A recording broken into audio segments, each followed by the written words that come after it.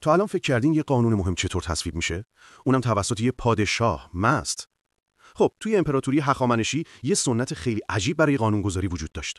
برای اینکه مطمئن بشن یه تصمیم عجولانه نگرفتن، هر قانون باید 2 بار بررسی میشد. اول پادشاه و مشاورهاش توی یه مهمونی بزرگ در مورد قانون جدید بحث میکردند.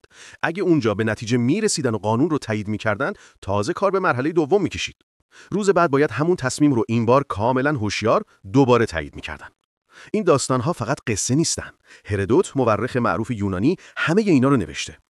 خب سوال اینه که چرا همچین روش عجیب و غریبی داشتن؟ واقعا دلیلش چی بود؟ هخامنشی‌ها به یه چیزی اعتقاد داشتن. یه تصمیم درست از تعادل 2 حالت ذهنی میاد. یک طرف احساسات خالص و بدون سانسور بود که از مستی میومد، طرف دیگه منطق خشک و تحلیل عقلانی یه ذهن کاملا هوشیار قرار داشت. اونا میدونستن که تصمیم گیری فقط با احساس یا فقط با منطق اشتباهه. پس این روششون اصلا از روی بیفکری نبود، بلکه یه استراتژی خیلی هوشمندانه بود. همین تعادل باعث ثبات و قدرت امپراتوری بزرگشون شده بود. امپراتوری هخامنشی کلی از این رازهای جالب داره. اگه دوست دارین بیشتر بدونین، کانال ما رو سابسکرایب کنین.